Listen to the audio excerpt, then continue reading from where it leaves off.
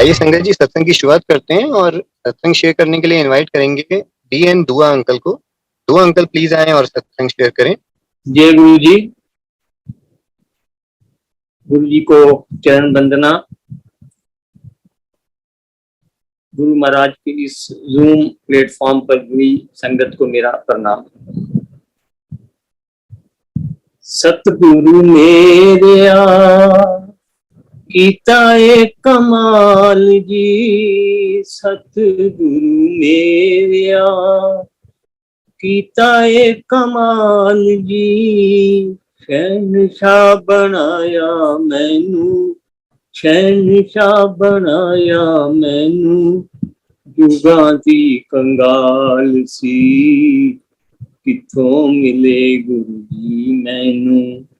पुछदे ने सारियां, किथों मिले गुरु जी मैनू। पुछदे ने सारियां, जदों तेरे नाम दियां चढ़ियां खुमारियां, जदों तेरे नाम दियां चढ़ियां खुमारियां। जय गुरु जी। मैं गुरु जी की शरण में 1999 में आया था। आज 23 साल हो गए। ये जो कंगाली है, अगर मैं अपनी लाइफ को दो हिस्सों में बांटूं, गुरु जी से मिलने से पहले और गुरु जी के मिलने के बाद, तो मिलने से पहले का जो समय था वो वाकई कंगाली का था। कंगाली सिर्फ पैसे की नहीं होती, कंगाली आपकी दृष्टि की, आपकी सोच की, आपकी समझ की, आपके विचारों की। तो उससे पहले जब हम गुरु जी से नहीं मिले थे, हम इस चीज में कंगाल थे। लेकिन गुरु जी के मिलने के बाद तकरीबन 8 साल गुरु जी के चरणों में साकार रूप में बैठे रहे,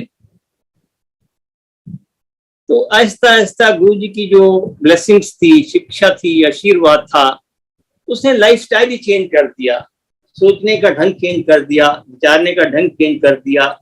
ऑफ कोर्स कंगाली को तो दूर किया ही किया गुरु जी ने, but that is a very small part of it. The major thing is कि आपकी लाइफ में टोटली चेंज आ गया। तो इस सब के लिए मैं गुरु जी का शुक्राना करता हूँ कि जितनी भी संगत गुरु दरबार से जुड़ती है, चाहे मैं हूं या कोई और भी संगत है, वो किसी ना किसी कारणवश, किसी ना किसी इच्छा, किसी ना किसी जरूरत के हिसाब से, किसी को बिजनेस चाहिए, किसी को कोठी चाहिए, किसी को कार चाहिए, किसी को अपना आध्यात्मिक यात्रा को आगे बढ़ाने के लिए एक पाथ चाहिए। तो हर कोई जो इस दरबार में पहुंचता है वो किसी ना किसी इच्छा के हिसाब से, किसी ना किसी जरूरत के हिसाब से पहुंचता है। हाँ, मैं भी मुझे गुरु जी से प्यार था ऐसा नहीं, मैं भी अपनी एक इच्छा के हिसाब से, मेरे को जो प्रॉब्लम थी, मैं गुरु जी के दरबार में पहुंचा था। पर यह है कि इस दरबार में पहुंचने के बाद जब आपकी वो इच्छा पूरी हो जाती है तो आपका फेथ, विश्वास डेवलप हो जाता है। जब फेथ डेवलप हो जाता है तो फिर उस जगह से प्यार हो जाता है, लव हो जाता है। जब लव हो जाता है तो फिर गुरु जी के मिरेकल्स होते हैं, सॉरी नॉट मिरेकल्स, गुरु जी की ब्लेसिंग्स होती है। मिरेकल्स तो जादूगर करते हैं, गुरु जी महाराज तो साक्षात महाशिव का अवतार है, फिर गुरु जी की ब्लेसिंग्स मिलती हैं। तो यकीन मानिए इंसानी रूप में ना तो हमारे में वो दृष्टि है, ना वो माइंड है, और ना ही वो दिमाग है कि हम अपने गुरु का सिलेक्शन कर सके कि किसको हमें गुरु बनाना है। तो कहते हैं ना, वाणी में लिखा हुआ है, गुरु गोबिंद दोनों खड़े काकू लागू पाए, बलिहारी गुरु आपनो जिन गोबिंद दिए मिलाए। तो गुरु जो है आपको ईश्वर से मिलाता है, गोविंद से मिलवाता है। लेकिन गुरु से कौन मिलवाता है, ये एक बड़ा प्रश्न है। गुरु तो आपको गोविंद के पास ले जाएगा, मिलवा देगा, लेकिन गुरु को कौन मिलवाएगा? तो गुरु को जो मिलाता है वो आपकी इच्छा शक्ति, आपके भाव ईश्वर के प्रति। तो भाव क्या है? आपके कर्मों में सेवा, आपकी वाणी में स्वच्छता, आपके हृदय में हर एक के लिए, छोटे बड़े के लिए, गरीब अमीर के लिए प्यार की भावना, ये आपके भाव हैं। अगर ये आपके भाव हैं तो जरूर आपको ईश्वर उस तरफ गाइड करेगा जहां वो आपको एक गुरु की तलाश, आपको अपने आप गुरु आप ढूंढ लेगा। ये जो भक्ति हम करते हैं, अगर आपके कर्म में सेवा है, भक्ति है, तो भक्ति का जो फल है, जो हमारे जन्म जन्म के कर्म हैं, उसकी वजह से हमें गुरु जी की प्राप्ति होती है। मैं भी इसी चक्कर में गुरु जी के दरबार में पहुंचा था आज से 23 साल पहले। मैंने अपने बेटे को यूएस भेजा था एमएस करने के लिए। वो भी गुरु जी से डेडिकेटेड है काफी। और उस समय जब 11th 12th कर ली उसने, तो किसी जोशी को दिखाया तो उसने कहा तेरी किस्मत में बाहर जाना नहीं है, कोई लकीरें नहीं है। लेकिन गुरु जी ने उसको एमएस करने के लिए यूएस भेजा। तो जब यूएस गया तो मुझे यहाँ से लोन लेना पड़ा, 25 लाख के करीब बैंक से लोन किया। गवर्नमेंट सर्विस में हूँ और मिसेज भी मेरी गवर्नमेंट सर्विस में थी, तो हमारी इतने फाइनेंसिस थे नहीं, तो हमें लोन लेना पड़ा, जिससे उसको भेजा। अब 2008 में उसने एमएस वहां से कर लिया बायोमेडिकल इंजीनियरिंग में। और उसके बाद वहां बड़ा जबरदस्त रिसेशन आ गया 2008 के अंदर। वहां से लोगों को निकालना शुरू कर दिया, जॉब्स थी नहीं।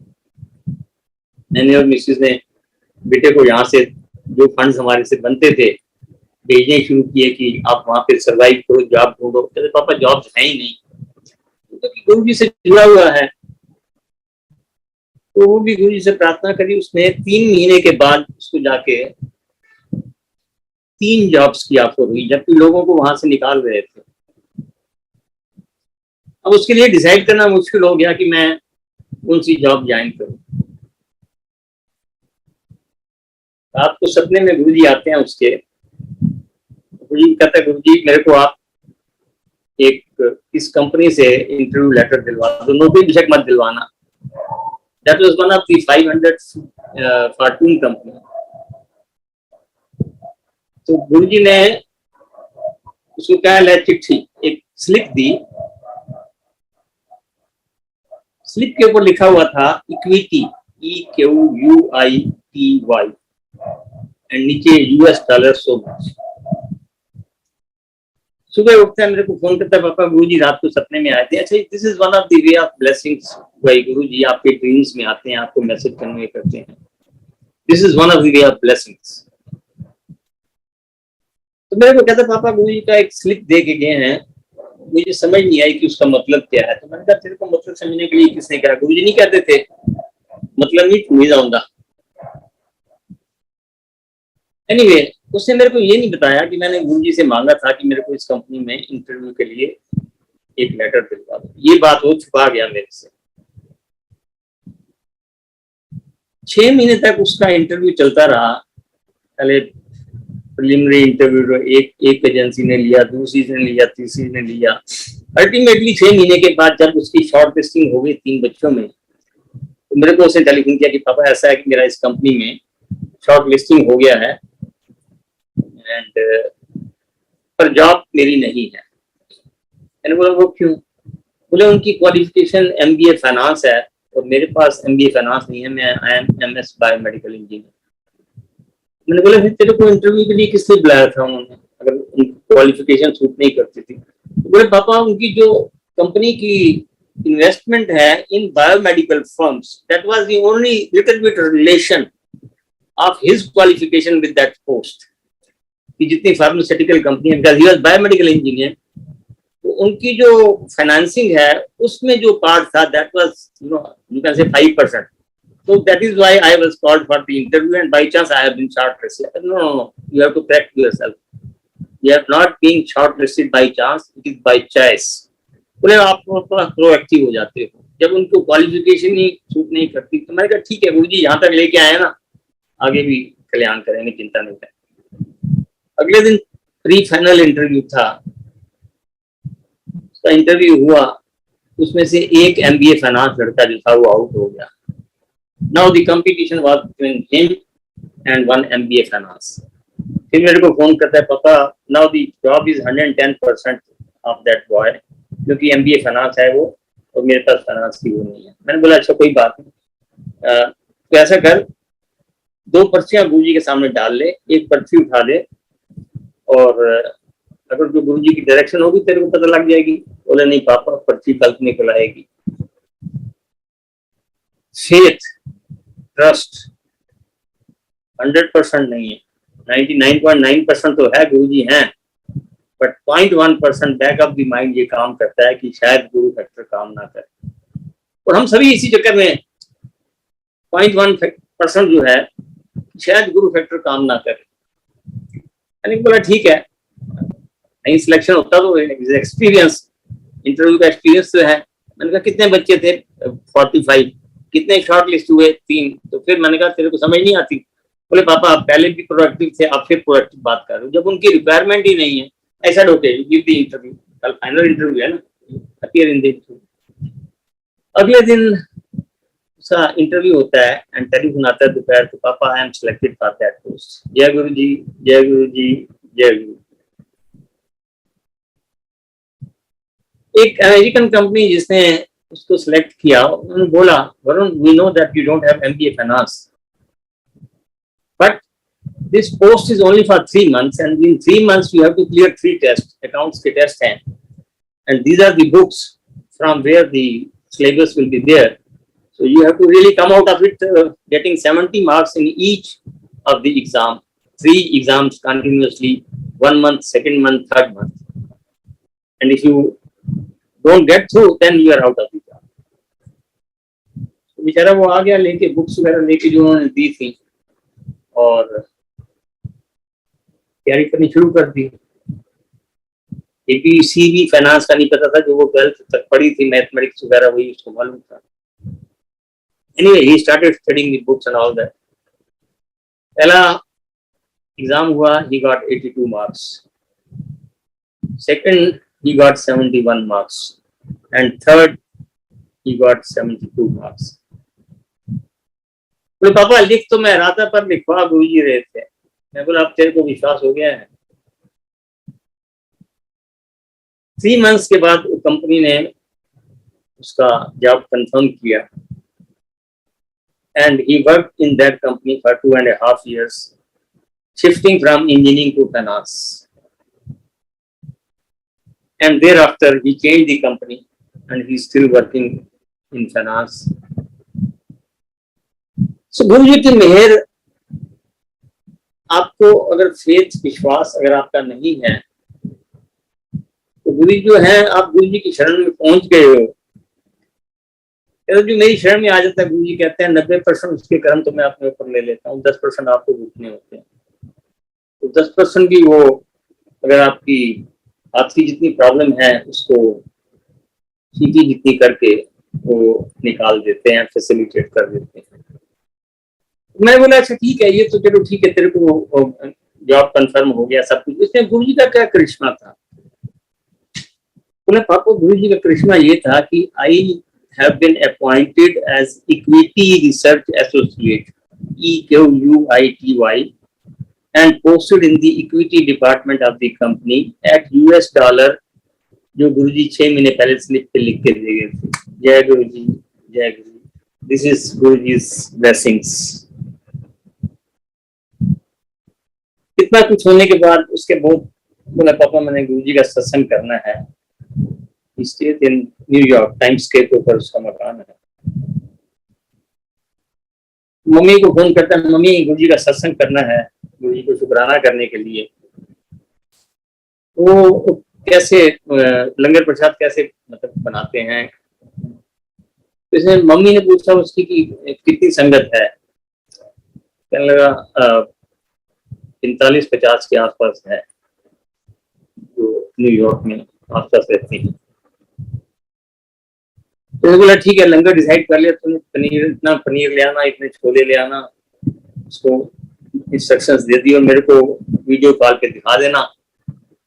बैचलर है, घर तो बनाते नहीं है, बाहर से ही खाते हैं। एनीवे वो गया, सामान ले आया, और फिर मम्मी ने बोला, तो ऐसे करना 100 कुलचेस ले आना, चपाती तू बना नहीं पाएगा, ना ही तेरे को आटा गूंदना आता है। तो 100 कुलचे भी ले आया, लेके आया। तो जब उसने बनानी शुरू की, जिस हिसाब से मम्मी उसको इंस्ट्रक्शंस दे रही थी, छोले भोले भी बनाए और पनीर भी बनाया, तो उसके दिमाग में आया कि संगत को कुलचे नहीं खिलाने, गुरुजी भी मना किया करते थे। गुरुजी जाते थे कई बार जब संगत के घर में, स्पेशली आर्मी ऑफिशियल्स के घर में, तो आंटियों को मना करते थे कि आंटी लंगर खुद ही बनाया करो। उसके मन में ये आ गया कि कुलचे नहीं, मार्केट वाले कुलचे नहीं खिलाने, मैं तो चपाती बना के खिलाऊंगा संगत को। गया मार्केट में, फिर आटा लेके आया, चकला बेलना लेके आया। उस बच्चे ने, जिसने कभी आटा नहीं गूंदा हो, उस बच्चे ने रात को 100 फुलके बनाए संगत जी। आशीर्वाद गुरुजी का, मेहरबानी गुरुजी की थी, सिर पे हाथ गुरुजी का था, बनाने वाला वो था। सैटरडे का दिन, संडे मॉर्निंग में 11:30-12 बजे सत्संग, तो रात को सो जाता है लंगर बना के कि सुबह संगत आएगी। सोता है तो नींद नहीं आ रही उसको, माइंड डिस्टर्ब है कि पता नहीं लंगर कैसे बना है, कल मेरा मजाक ना हो, नमक ज्यादा है, नमक कम है, मिर्ची ज्यादा है। टेस्ट कर नहीं सकता क्योंकि भोग नहीं लगाया। हालांकि इसमें कोई हार्ड एंड फास्ट रूल नहीं है कि आप लंगर प्रसाद टेस्ट नहीं कर सकते, आप अलग से कटोरी में निकाल लीजिए। ऐसा कुछ रिटर्न में नहीं है कहीं कि आप भोग लगा रहे हो तो आप उसको टेस्ट नहीं कर सकते। आप अलग से कटोरी में निकाल लो, उसको टेस्ट कर लो, और अगर उसमें कम है तो डाल दो, ज्यादा है तो उसमें उसी अकॉर्डिंगली उसको ट्रीट कर लो। एनीवे, उसके माइंड में था कि ठीक है, टेस्ट नहीं करना तो नहीं करना। तो उसने, जब रात को सोता है तो उसको नींद नहीं आ रही और डिस्टर्बेंस है, उसको खटखट सुनाई देती है किचन के अंदर। किचन में जब जाता है, देखता है तो 3 आदमी जो हैं, जिसने लंगर बनाया है, पतीले में हाथ डाल के वो खा रहे हैं। ये एकदम हैरान हो गया, कहना, पूछने लगा, कौन हो आप लोग? हालांकि हम आपके पड़ोस में रहते हैं। पड़ोस में रहते तो अंदर कैसे आए? दरवाजा तो बंद था। तो कहने लगे, नहीं जी, दरवाजा तो ये खुला हुआ था, हम इसी रास्ते से हैं। बोले, मैंने तो आपको कभी देखा नहीं, मैं 2-2.5 साल से यहाँ रह रहा हूँ, मैंने कभी आपको नहीं देखा। एनीवे, ये थोड़ा स्टाउट है, इसने एक जो आगे वाला था उसका हाथ पकड़ लिया। उसने कहा, आप किसी गलत इंटेंशन से आए हो, तो आप मुझे बताओ कौन से घर में रहते हो? आप कहते हो बगल में रहते हैं। तो इसने कहा, चलिए। वो उसको आगे आगे पकड़ के ले जा रहा है, 2 जो और हैं वो उसके पीछे पीछे आ रहे हैं। और जैसे ही साथ वाले घर में बिल्कुल 90 डिग्री पे एक दरवाजा था उनका, वो दरवाजा भी खुला हुआ था। अंदर ये पहले ले गया उसको, वो पीछे से 2 वो आगे। जैसे ही वो तीनों अंदर पहुंचे, दे 3 merged into one and it was Guruji, became गुरु। गुरुजी लंगर को भोग लगाने के लिए आए थे कि तेरे मन में जो शंका चल रही है वो बिल्कुल निराधार है। और अगले दिन जब संगत आई, सत्संग हुआ, लंगर प्रसाद छका, उनके यही शब्द थे कि वरुण आचार्य घर में जो हमने लंगर प्रसाद खाया है, that's really really super super. ये कोई ब्लेसिंग है कि किस तरीके से आके आपको संभालते हैं। आपको वो एक वर्ड है ना, blessings always, that is 100% true. आज आप देखिए 22-23 साल हो गए, तो ये जरूरी नहीं कि अगर आप गुरुजी से जुड़े हुए हैं या गुरुजी ने आपको अपनी शरण में लिया हुआ है तो आपको बार बार प्रूव करना है या गुरुजी को प्रूव करना है, ऐसा कुछ नहीं है। आप गुरुजी की जब शरण में आ गए, आपका फेथ डेवलप हो गया, वट एवर इट इज, आप फेथ डेवलप हुआ, आपकी अटैचमेंट हुई, आपका सरेंडर, सब कहते हैं सरेंडर। सरेंडर शब्द के जितने स्पेलिंग है, उसको सरेंडर करना उतना ही मुश्किल है। सरेंडर की स्टेज जो है वो कितने ही स्टेप्स क्रॉस करके जो आती है। सबसे पहले तो आपके एक संत के दर्शन होंगे, आपको संत के दर्शन होंगे तो सत्संग होगा, सत्संग होगा तो आपके जो भाव हैं, विचार हैं, वो पैदा होंगे, विचारों की शुद्धि होगी, आपका विवेक जागेगा, विवेक से आपको भक्ति मिलेगी, भक्ति से आपको आकर्षण मिलेगा, आकर्षण से प्रेम मिलेगा, प्रेम के बाद जाके सरेंडर होगा। अब आप देख लीजिए कितने स्टेप मैंने बीच में बताए। कहते तो हैं गुरु जी को सरेंडर करो, बट सरेंडर करना इज एज डिफिकल्ट जितने उसके वर्ड्स है ना, उतने स्टेप्स क्रॉस करने पड़ते हैं। बट गुरु जी ये नहीं कहते थे कि आप मेरे दरबार में आए हो, आप 10%, 20%, 30%, 40% यू स्टार्ट इट, और वो भी गुरु जी फैसिलिटेट कराते हैं। 50% सरेंडर, 50% तो ब्लेसिंग 50%, सरेंडर 20% तो ब्लेसिंग 20%, और 100% तो गुरु जी कहते हैं कि humanly it is not possible. So once you are in Guruji's Sharan, you are under his protection ring. And the protection ring consists of 4 things: life, health, wealth and prosperity. जो भी गुरु जी के दरबार में एक बार आ गया, इन चारों चीजों की ब्लेसिंग्स बाय डिफॉल्ट सबको मिल जाती है। लेकिन इसका जो क्रम है, सीक्वेंस जो है, वो गुरु जी डिसाइड करते हैं। पहले आपको लाइफ देनी है, पहले आपको हेल्थ देनी है, वेल्थ देनी है या प्रॉस्पेरिटी देनी है। ये आप गुरु जी पे छोड़ दीजिए कि आप you are in the safe protection ring of guru. That faith you keep on developing, that you start, because faith is the first step. अगर फेथ ही स्टेप आप क्लियर नहीं करेंगे, आपकी श्रद्धा, आपके भाव उस हिसाब से पैदा ही नहीं हो सकते। और कई लोग तभी तो कहते हैं कि जो भी दरबार में गुरु जी के आते हैं, तो ये सभी नहीं कि आज जब हम जाते थे गुरु जी के पास, तो उस समय संगत जो थी 150, 200, 250 की संगत थी पैर स्टेट के अंदर। और आज की अगर देखते हैं तो 125 सिटीज के अंदर, more than 25 countries in 5 continent गुरु जी का सत्संग होता है। रीजन, अब इसमें से इतनी संगत जो है, जो जुड़ी है, उसमें 95% संगत ऐसी है जो गुरु जी से फिजिकली नहीं मिली, ना वो गुरु जी के मंदिर में गई है। अब जितने कंट्रीज है, 25 कंट्रीज, सभी संगत तो नहीं आगे मिली। यहाँ पे कोई मंदिर में, बड़े मंदिर में पहुंचता है या किसी ने गुरु जी के दर्शन किए होंगे, बट 95% संगत जो जुड़ी हुई है, आज मिलियंस एंड मल्टी मिलियंस में संगत है। तो वो क्या है, वो 1 to 1 जो है, एक दूसरे से सुन के उसको फॉलो करके फेथ डेवलप करके गुरु जी की ब्लेसिंग्स आज भी हो रही है, पहले से ज्यादा हो रही है। क्यों? क्योंकि जब हम थे तो हम तो गुरु जी के पास गए थे एज ए संत एंड बाबा, ये एक बाबा है, ठीक है, आए हैं काम कराने के लिए, काम हो गया तो ठीक है, नहीं तो अगले दरबार में। ऐसे ही तो था। लेकिन आज की जो संगत है, उन्होंने गुरु जी को ईश्वर माना है, महाशिव माना है। वो महाशिव है। जिस टाइम हम साकार रूप में गुरु जी के साथ थे, गुरु जी ने एक पर्दा डाला हुआ था संगत के ऊपर, सिर्फ as a Sant, as a संगत। हाँ, काम कार्य सब जो है अपने हिसाब से, प्रारब्ध के हिसाब से। कई जो आते थे उसी दिन कल्याण हो जाता था, गुरु जी कह देते थे चल तू तेरा कल्याण करता। और कई 6-6 महीने आते रहते थे, कई साल आते रहते थे, 2-2 साल आते रहते थे, और आके छूट के चले भी जाते थे। रीजन भी गुरु जी कहते थे law of Karma prevails, your destiny जो है उसको, आपके कर्म तो आपने काटने ही है। हाँ, तो मैंने वो ये बताया कि हाथी जितनी प्रॉब्लम है तो आपको जितनी करके वो फैसिलिटेट कर देंगे, but the karmas you have to really pass through.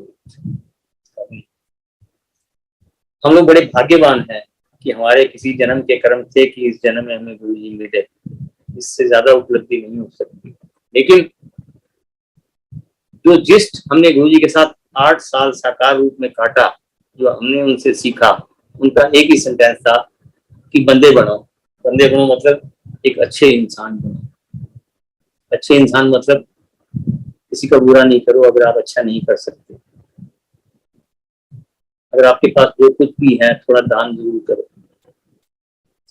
तीसरा, मंदिर में आते रहो, गुरु जी का गुणगान करते रहो, दर्शन करते रहो, ब्लेसिंग्स पाते रहो। लंगर प्रसाद जो यहाँ मिलता है, दैट इज अ ब्लेस्ड लंगर प्रसाद, चाय प्रसाद, जो भी जल प्रसाद मिलता है, that is one of the way of blessings of गुरु जी। इन तीनों चीजों को फॉलो करने के लिए, इसके अलावा और गुरु जी ने कोई शिक्षा नहीं दी। अच्छे इंसान बनो। 21, 22, 23 साल हो गए, मैं तो अच्छा इंसान नहीं बन सका।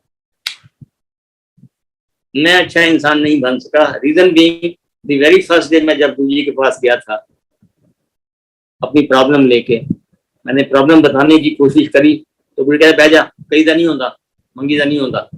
द वेरी फर्स्ट डे मेरा पहला लेसन ही गुरु जी ने मेरे को यही दिया कि मांगते नहीं होते। और एक हम हैं, पहले तरीका था कि गुरु जी ये कर दो, गुरु जी वो कर दो। हाँ, थोड़ा बहुत मेरे में भी पेशेंस आई है, थोड़ा वो सिस्टम चेंज कर दिया हमने भी। अब कहते हैं गुरु जी हमने तो लगा दिया, आगे आपकी मर्जी। मांगना फिर भी है, हम गुरु जी कहाँ जाएं, आप हमारे पिता, आप हमारे माता, हम किससे मांगने के लिए जाएं? तो कहते हैं मांगने वाले को तो कुछ मिल जाता है, लेकिन ना मांगने वाले को सब कुछ मिल जाता है। तो ये प्रैक्टिस करने के लिए पता नहीं कब जाके पूरी होती है, फिर वही भी गुरु जी कराएंगे। हम तो आज भी अगर किसी प्रॉब्लम में होते हैं तो गुरु जी को, गुरु जी ये आखिरी प्रॉब्लम है, बस इसके बाद नहीं मांगेंगे आपसे, लेकिन फिर आखिरी जो है अगली आखिरी हो जाती है। तो कहने का मतलब ये है कि गुरु जी ने अपनी जब शरण में लिया है तो काफी कुछ, काफी हद तक जो हमारा कंगाली है ना, जो उस समय से पहले की थी, वो दूर कर दी है। सेटिस्फेक्शन भी है और नजरिया भी चेंज हो गया है। गुरु जी कहते थे हर संगत के अंदर जो है आप मेरे को देखो, मैं हर संगत के मन में बसता हूँ। गुरु जी तो एक ज्योत स्वरूप है, कोई स्टैचू या कोई स्टोन वर्क या कोई पिक्चर या कोई फ्रेमवर्क नहीं है। गुरु जी तो एक ज्योत है, वो हरि के मन में है। तो आज भी आप देखिए जितनी भी संगत जुड़ी है, हमारी अपनी रिश्तेदारी छूट गई है, लेकिन संगत के साथ इतना प्रेम बना हुआ है कि गुरु जी की संगत को जब मिलते हैं तो मन भर के मिलते हैं, मन खुश होकर मिलता है। एक एवरग्रीन जिसको वो है, वो एक गुरु जी ने एक परिवार जो एक चेन बांधी है, बनाया है, वो गुरु जी की मेहर से उसमें जुड़े हुए हैं, तो गुरु जी का आशीर्वाद है। तो जब वो ये मैंने बेटे को भेजा, उसके बाद मेरे सिर के ऊपर लोन था 25 लाख का, और 2008 में जो थी वहाँ लोगों को वापस भेज रहे थे, नौकरियां थी नहीं, लोन कैसे रिटर्न होगा। मेरी जो जॉब थी वो जून 2008 तक थी। आई वॉज रिटायरिंग इन जून 2008। मई के महीने में मेरे को एक मेरे फ्रेंड का फोन आता है बेंगलोर से, मिस्टर दुआ आप रिटायरमेंट के बाद क्या कर रहे हो। मैंने कहा अभी तो 1-1.5 महीना है, तो अभी कुछ सोचा नहीं है, बट मैं 3-4 महीने रेस्ट करूंगा। कहने आप ऐसा करो, इस कंपनी में ना अपना प्रोफाइल भेज दो। मैंने बोला भी अभी मैंने रिटायरमेंट नहीं लिया, रिटायरमेंट 1-1.5 महीने के बाद होगी। I think it was 27 May and 30 June was my retirement. तो कहने लगा नहीं आपको नौकरी के लिए कौन बोल रहा है, आप अपना प्रोफाइल भेज दो और लेट द प्रोसेस स्टार्ट। अगर आपको मर्जी होगी तो आप चले जाइएगा इंटरव्यू देने के लिए। तो वेरी डिसऑर्डरली मैं अपना प्रोफाइल उस कंपनी को भेज दिया जहां उसने मेरे को ईमेल आईडी दिया था, और 2 घंटे में मेरे को जवाब आ गया कि can you come for the interview on Saturday.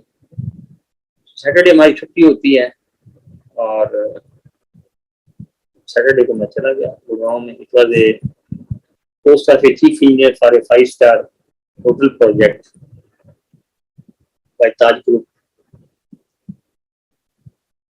जाके मैं बैठा तो उस जगह पे पहले 2 मेरे कुलीग थे जो मेरे से पहले रिटायर हुए थे, वो ऑलरेडी रिजेक्ट हो चुके थे। तो आई वाज लीस्ट होपफुल कि मुझे जॉब मिल जाएगी। नॉर्मली गवर्नमेंट से प्राइवेट जॉब जो है मुश्किल से ही मिलती है, but in case of our, because I was in Ashok hotel, so it has a different impression in the market. उन्होंने इंटरव्यू लिया, 2 घंटे इंटरव्यू चला। उसके बाद मेरे से पूछा कि आप कब ज्वाइन कर सकते हो। मैंने कहा अभी तो रिटायर होऊंगा 30 जून को, तो सितंबर अक्टूबर में आई विल ज्वाइन। कहने क्यों इतना टाइम आपके क्यों चाहिए, आपकी तो सेहत तो बिल्कुल ठीक लग रही है, आप बड़े फिट एंड फाइन लग रहे हो। तो हमारा प्रोजेक्ट जो है it is in the very advance stage of planning, तो हमें जरूरत है, तो you just give us some date in July. जब जुलाई का उन्होंने मेरे को बोला तो I said okay I will join on 7 July. Auspicious day for me, guru ji का बर्थडे होता है। तो कहने लगा ठीक है हम लेटर इशू कर देते हैं। तो then we are giving 10 July. I said no not 10 July, 7 July. बोले अभी तो आप कह से सितंबर अक्टूबर, अभी आप 10 जुलाई भी नहीं लिखने दे रहे हो हमें। वैसे we are writing 10 July but you can join on 7 July. I said okay fine. Then उसको इतना बोलने के बाद मैं उठने लगा तो कहने लगा आप लेटर लेके जाइए। तो मैंने बोला लेटर तो मैं नहीं दे सकता क्योंकि मैं I am still in the job. Government job में किसी को पता लग गया या किसी ने भी ब्लैकमेल करने की कोशिश की तो I will be in trouble. So better it is if you can just बोले नहीं, हम तो आपको ऑफर ऑफ अपॉइंटमेंट दे रहे हैं, we are not appointing you. I mean, they will not allow me to leave that seat for whatever reason it was. तो मैंने बोला अच्छा ठीक है, तो मैंने कहा ठीक है आप मेल कर दीजिए मेरे। बोले नहीं आप आए हो तो आप लेटर लेके जाओ। I was in a fix. मैंने बोला ठीक है मैं लेटर तो ले लूंगा, but I will not sign anywhere. वो कहने लगे हमने साइन मांगे कहाँ है आपसे, आप लेटर ले जाएंगे, हम विल क्लोज द चैप्टर, हमारी सर्च खत्म हो जाएगी। ठीक है, हमने अपॉइंट कर लिया। तो संजय जी उन्होंने लेटर बना के मेरे को दिया। हालांकि it was discussed during the interview, the revenue part, the salary part. It was 3 times at what I was retiring in my department as a deputy chief engineer. 3 times the salary. And गुरुजी ने वो जो loan था 25 लाख का 6-7 महीने में कैसे निकाल दिया। My Guruji blessings, my Guruji's blessings. So ये चीजें ऐसी हैं जिससे बार बार, अब ये जरूरी नहीं हम संगत सुनते हैं ये गुरुजी तो हमें तो दर्शन देते नहीं, पता नहीं हमसे प्यार नहीं है। एक बार आपने जब सरेंडर कर दिया, फिर गुरुजी के दरबार में पहुंच गए, तो फिर गुरुजी दर्शन दे ना दे उससे हाउ डज इट मैटर। गुरुजी कहते हैं आप हमें कहते थे नहीं संगत लेके आओ, नहीं संगत लेके आओ, तो मेरे दरबार पे दरवाजे पे छोड़ दो। उसके बाद मेरा उसका कनेक्शन 1-to-1 कनेक्शन है। तो संगत जी ये जितने भी ये सत्संग हैं जो हम करते हैं जूम प्लेटफॉर्म पे, ये these are only blessings of Guruji 1-to-1 basis. इसके ऊपर किसी तरीके की एनालाइज करना या टिप्पणी करना आई think it will not be right, क्योंकि जो ब्लेसिंग्स गुरुजी ने मेरे को दी हैं, मेरे पर्सनल 1-to-1 कनेक्शन में दी हैं, उससे nobody can comment on that or nobody can analyze on that. So let that be taken, and this may not be taken as a prescription also for anybody's problems or remedy. No. These are the Guruji's blessings. Blessings मेरे को मेरे हिसाब से मिलनी है, आपको अपने अपनी प्रवृत्ति के हिसाब से मिलनी है, तीसरे को तीसरे की प्रवृत्ति के हिसाब से मिलनी है। So let that not be taken as prescription कि हाँ गुरुजी के दरबार में जो फोन किया उसका कल्याण वैसे ही। अब ऐसे ही मैं आपको बताता हूँ कि सत्संग की क्या महानता है। सत्संग इज, आप मेरी संगत जो अभी भी इस जूम प्लेटफॉर्म पे होगी, सुनी होगी सत्संग, पहले भी सुने होंगे, सेम सत्संग सुने होंगे आपने। सत्संग is not a kahani, it's not a story, it's not a natak rupantar, it is my guru's blessings on me. आप उसमें गुरु की भावना को देखिए कि गुरु किस हद तक आपको जो है आपकी लाइफ से फैसिलिटेट करता है एक सही तरीके से निकालने के लिए। आप उसको ये मत देखिए ना, कई संगत है, मैं जैसे सत्संग करता हूँ तो वो फुसफुसाते हैं, ये जो अंकल है ना अभी अपने देखना बेटे का सत्संग करेंगे, वो उसने चपातियां बनाई थी होगी, तो don't take it like that. ये गुरु की महानता देखिए कि गुरु किस हद तक आपको वो ब्लेस कर रहा है, उस ब्लेसिंग्स को देखिए। एंड इट इज लाइक जैसे वो टेबलेट नहीं होती, गोली होती है। आप कोई बीमारी हो तो डॉक्टर लिख देता है ना कि आपने 5 दिन तक ये गोली खानी है, तो आप खाते हैं, नहीं ठीक होता, 5 दिन में और आगे एक्सटेंड कर देता है 10 दिन। ओके, पर 10 दिन में भी वो बीमारी ठीक नहीं होती, तो फिर वो गोली जो है वो 6 महीने चलती है, और कई गोलियां तो 2-2 साल चलती हैं, और कई लाइफ लॉन्ग चलती हैं। लाइक ब्लड प्रेशर की गोली है, डायबिटीज की गोली है, गोली तो वही एक सेम ही है ना, एक सेम गोली आपने खानी है ना। एक दिन सुबह खाएंगे आप ठीक रहेंगे, ब्लड प्रेशर भी ठीक रहेगा, डायबिटीज भी ठीक रहेगी। तो सत्संग इज लाइक दिस टेबलेट्स। आप जितनी बार सुनोगे इसमें आपको गुरु का कल्याण देखना चाहिए, ना कि एज ए कहानी या एज ए कथा। तो कहने का मतलब यह है कि गुरु का जो वो है, अपने गुरु से प्रेम करिए, प्यार करिए। 24/7 365 days मेरे गुरु महाराज, गुरु ने कभी भी कोई बाइंडिंग्स नहीं डालने की किसी व्यक्ति, बल्कि हमें वहमों से निकाला है। आप आसन बिछा के गुरु जी की तस्वीर सामने रखिए, गुरु जी से बातें करिए, ये आपको ब्लेस करेंगे। करते हैं।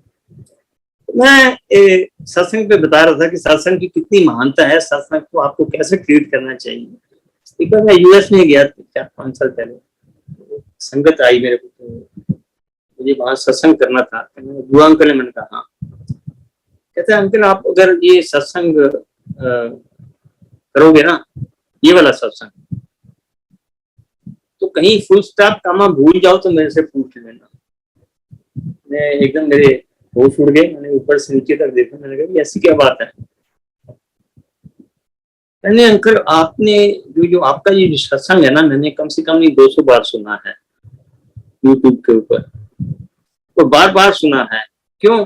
क्योंकि मैं भी एक ऐसी प्रॉब्लम में फंस गया था, एक कोर्ट केस में, जिसमें ये जो आपसे रिलेटेड है, ये बिल्कुल उसके अकॉर्डिंगली मैंने जितने भी स्क्रॉल किए सत्संग, मुझे आपका सत्संग बड़ा रेलेवेंट लगा और मैंने उसको रख लिया है। इतना मैंने उसको किया। तो मेरी जब डेट थी तो 1 हफ्ते के अंदर ही अंदर मेरा डिसीजन हो गया, जो 2-2.5 साल से लटक रहा था मेरी फेवर में। तो इसलिए मैं मानता हूँ कि ये जो ब्लेसिंग्स हैं, ये वही आपसे ट्रैवल, आपकी जो ब्लेसिंग्स हैं गुरु जी के आपके साथ हैं।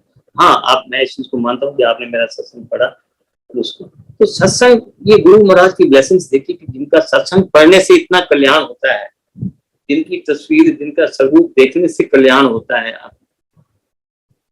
उस गुरु महाराज की दरबार में आप बैठ के अगर 2 मिनट का 5 मिनट का ध्यान लगाओ, एक घड़ी आधी घड़ी, आधी से भी याद कहते हैं ना, उतना भी आप ध्यान लगाओ तो जी महाराज जो है ब्लेसिंग्स आपके ऊपर।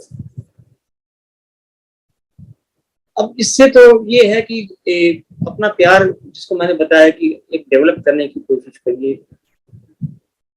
कि हम पहले जाते थे गुरु बार में तो ये कहते थे गुरु जी ये काम कर दो, गुरु जी वो काम कर दो, लेकिन समय के हिसाब से, उनकी ब्लेसिंग्स के हिसाब से यही सीखा, गुरु जी आपके शरण में है, आपके दरबार में है, मैं जो भी काम करूं उसमें मेरा साथ देना। काम हो जाए तो गुरु कृपा, तो ना हो तो गुरु इच्छा, तो दोनों रूप में तो गुरु जी आप हमारे साथ हैं, फिर काहे की चिंता करें। लेकिन इंसान है ना, इंसानी रूप में हमेशा वही 0.1% रह जाता है कि शायद गुरु जी काम ना आए या काम ना करे। काम क्यों नहीं करेगा? क्योंकि आपकी प्ररबत उस हिसाब से, अगर आपने 6 महीने काटने किसी काम के लिए तो आपको 6 महीने लगेंगे ही लगेंगे। उसमें फिर वो जल्दी गुरु जी आज कर तो देंगे, ऐसी कोई बात नहीं है, लेकिन हो सकता है गुरु जी ने 10 गुना आपके लिए सोच रखा हो और आपने वो एक चीज मांग के गुरु जी को शर्मिंदा किया हो। तो ऐसा नहीं है, उनकी जैसी उनकी वो है, उस हिसाब से आप पेशेंस रखिए और ये भरोसा रखिए, गुरु जी आप हैं ना, आप मेरे साथ हैं ना, याद करिए। तो मुझे याद आती हैं गुलजार की 4 लाइनें, प्यार कोई बोल नहीं, प्यार आवाज नहीं, एक खामोशी है सुनती है कहाँ करती है। क्या कहती है?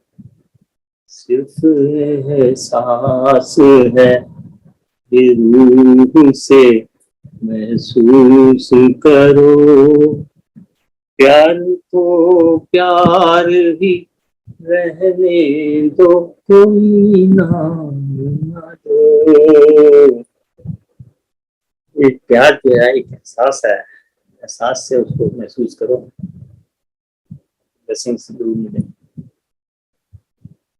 तो गुरु जी के दरबार में कितने सत्संग हैं, कितनी ब्लेसिंग्स हैं,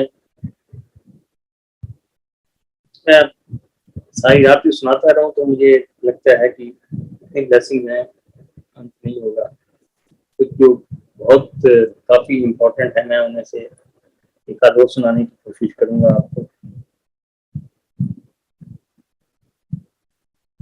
हमने बेटा यहाँ पे आया यूएस से, तो उसने बोला पापा सत्संग करना है, मुझे गुरु जी का शुक्राना करना है। तो 1000-1200 की संगत होनी चाहिए। अक्टूबर का महीना था, दिवाली नजदीक थी, तो मैंने बोला बेटे क्या बात कर रहे हैं, तो 1100-1200 की संगत इस महीने में तो नहीं मिलेगी, क्योंकि दिवाली का मौसम है, लोग दिवाली देने के लिए जाते हैं एक दूसरे के घर में।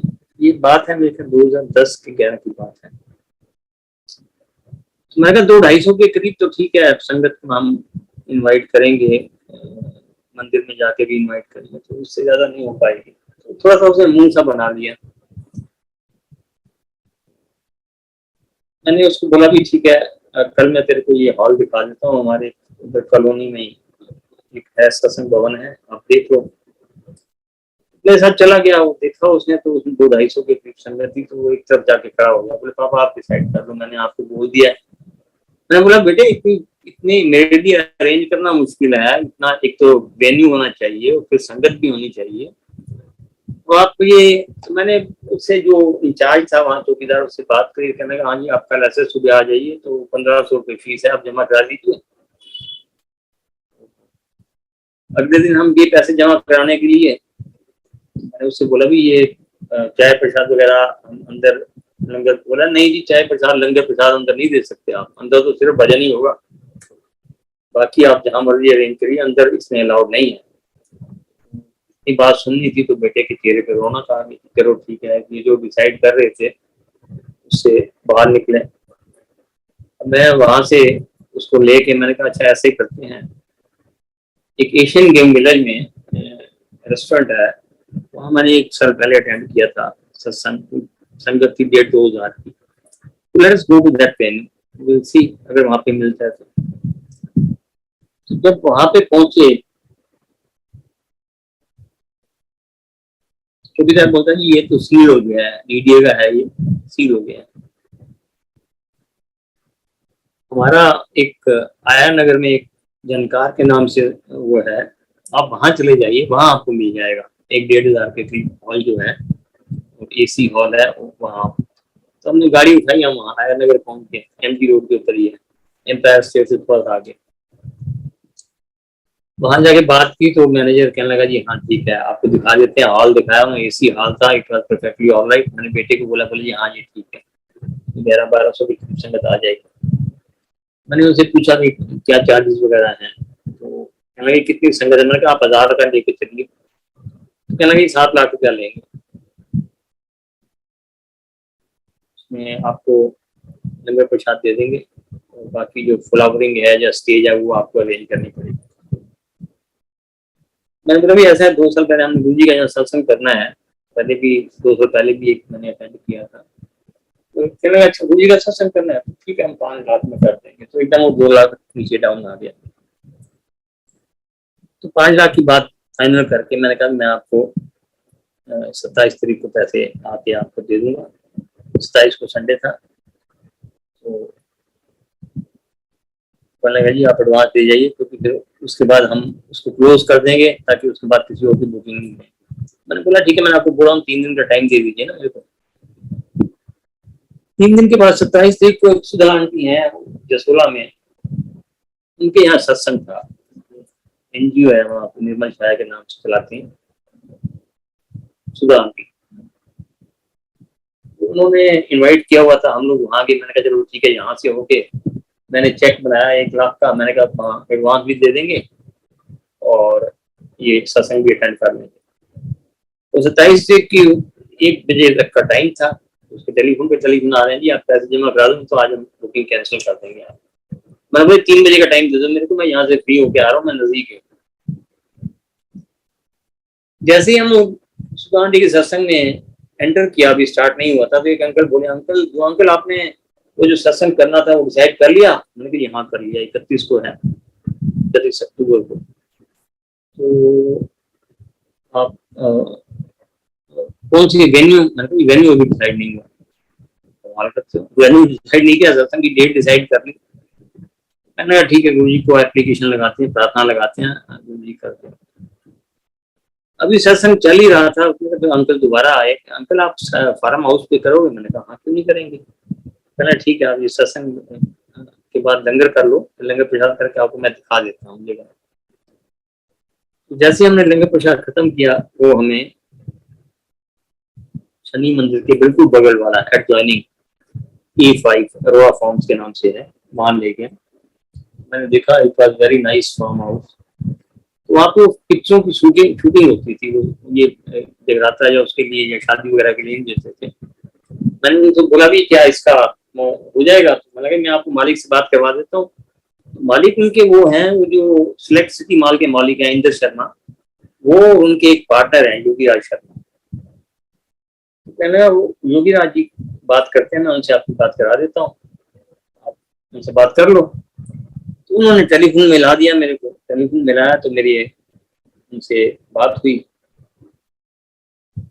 कहने लगे जी वैसे हम देते तो नहीं है, लेकिन मैंने फिर उनसे क्वेश्चन किया, मैंने कहा आप तो इस एरिया में हो, तो आप तो गुरु जी को जानते होंगे। बोले हाँ मैं एक बार गया हूँ उनके यहाँ, गुरु जी के यहाँ, पर मेरा जो पार्टनर है इंद्र शर्मा वो काफी जाते हैं, वो गुरु जी को काफी मानते हैं, मैंने बस उन्हीं का सत्संग करना है। तो कहना आपको जगह ठीक लग रही है? मैंने कहा हाँ बिल्कुल ठीक है, पार्किंग भी अच्छी है, जगह भी ठीक है, बड़ा खुला फार्म हाउस है। उन्होंने ठीक है करिए आप। मैंने कहा आपको अगर आपको इतराज ना हो तो मुझे बता देंगे कितने पैसे। तो गुरु जी का सत्संग करना क्या पैसे लेंगे? जय गुरु जी, जय गुरु जी। मैं 5 लाख की डील तय करके आया हूँ, जहाँ मुझे 1 लाख का एडवांस देना है अभी 2 घंटे में, और मेरे को वो जगह मिल रही है बिल्कुल फ्री के अंदर। कहने आप करिए ना, सत्संग करिए। तो मैं वहीं से उठ के वापस सुधा आंटी के यहाँ सत्संग पे वापस पहुंचा। वहां मैंने फिर अनाउंस किया संगत को कि 25 को सत्संग है गुरु जी का, आइए सब। इतने तक उनका टेलीफोन आ रहा है कि पैसे जमा कराइए।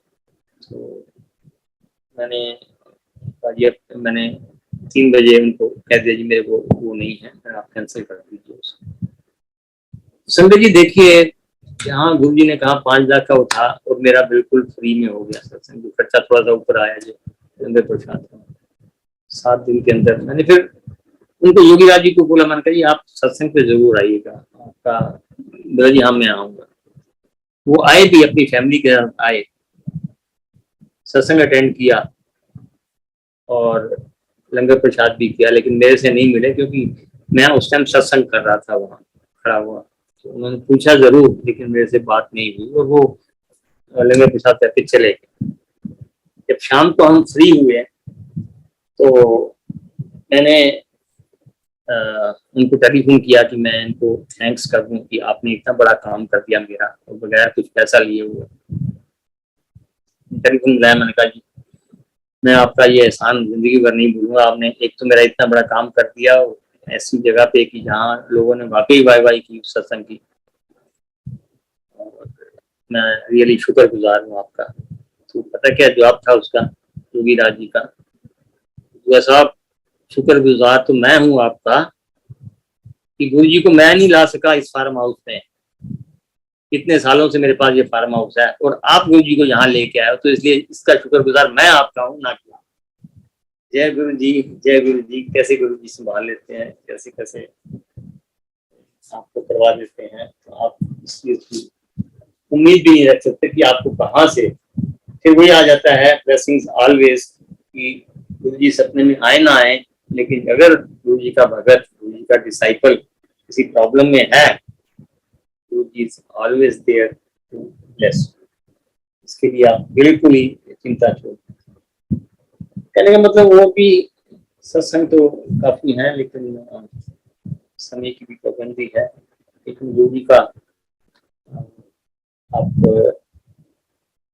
विश्वास बढ़ाते, जितना आपका विश्वास है, बिना किसी मांग के, बिना किसी सोच विचार के गुरु जी पे विश्वास रखिए, आपको गुरु जी हर प्रॉब्लम से। अभी रिसेंटली मैं आपको एक छोटा सा सत्संग और सुनाऊंगा। 2020 मार्च में मेरे को कफ स्टार्ट हुआ, खांसी स्टार्ट हुई, और 2021 1 साल तक खांसी चलती रही। कोरोना का दौरान था, पहला फर्स्ट फेज था, और काफी खांसी।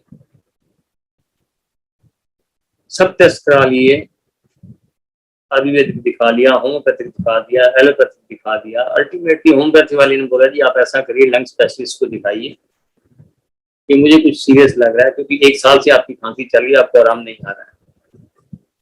अब वो कोरोना का second phase, it was on the peak, मई का महीना था और कोई डॉक्टर अवेलेबल नहीं था। They were only on virtual meeting, और वर्चुअल मीटिंग में किसी को क्या एक्सप्लेन करना, डॉक्टर ने भी अंडरस्टैंड क्या करना जब तक कि फिजिकली ना देखे। तो इंसिडेंटली BL कपूर हॉस्पिटल की मई के अंदर उन्होंने अनाउंस किया जी हमारी कल से OPD खुल रही है, तो ऑनलाइन आप अपॉइंटमेंट ले सकते हैं।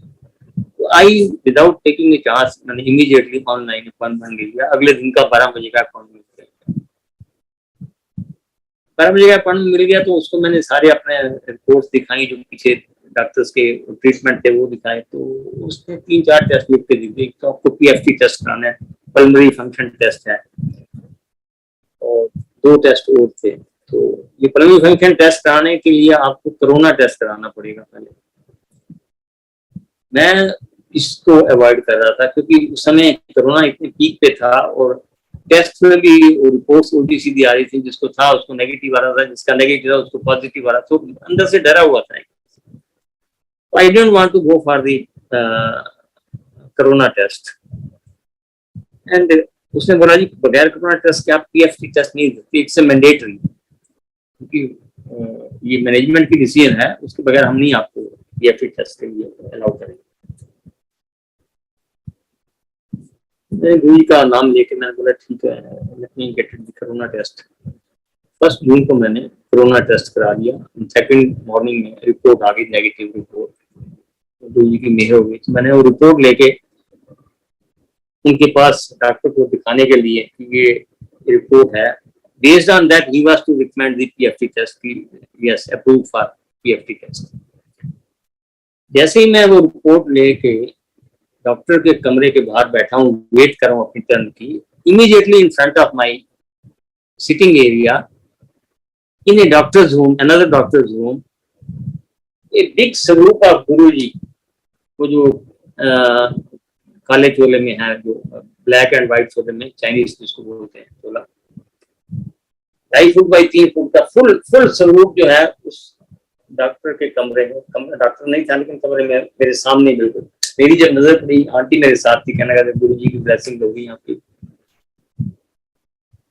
उसके बाद अंदर डॉक्टर को प्रिस्क्रिप्शन दिया, कोरोना का भी नेगेटिव आया। उसने प्रिस्क्रिप्शन था दिया, ठीक है you go for PFT test tomorrow, आप कल आके PFT टेस्ट करा लीजिए, उसके बाद फिर देखेंगे ट्रीटमेंट कैसे करना है। संजय जी मैं अगले दिन जब PFT टेस्ट कराने लगा, वही सेम वेटिंग एरिया, उस रूम के अंदर गुरु जी का स्वरूप नहीं था। मैंने कईयों से पूछा तो कहने लगा नहीं कि हमने तो नहीं देखा। इसकी बात कर रहे हो। अब आप देखिए, blessings always, blessings always, blessings always. आप सिर्फ विश्वास रखिए, फेथ रखिए। तो संजय जी ऐसे कई इंसिडेंट्स हैं जो आपको गुरु जी राह चलते राह आपकी जो मुश्किलें हैं वो आपकी मुश्किलें हल कर देते हैं। मैं बस यही अपने वाणी को विराम देना चाहूंगा। सत्संग तो बहुत है, वो भी काफी है, लेकिन फिर कभी दोबारा अगर इस चांस प्लेटफॉर्म पे आने का चांस मिला तो बाकी के सत्संग जो है ये करना चाहूंगा। आखिर में मैं 4 लाइनें हमेशा मुझे बहुत अच्छी लगती हैं कि आंखें खुली हों, आंखें खुली हों तो जग नजर आता है। जग मीन संसार नजर आता है। आंखें खुली हों तो जग नजर आता है, आंखें बंद हों तो रब नजर आता है। मैं तो अधखुली आंखों में मदहोश रहता हूँ, आधा जग नजर आता है, आधा रब नजर आता है। आंखें बंद करिए, गुरु जी पूरे नजर आएंगे, ब्लेसिंग पूरी मिलेंगी। जय गुरु जी, जय गुरु जी।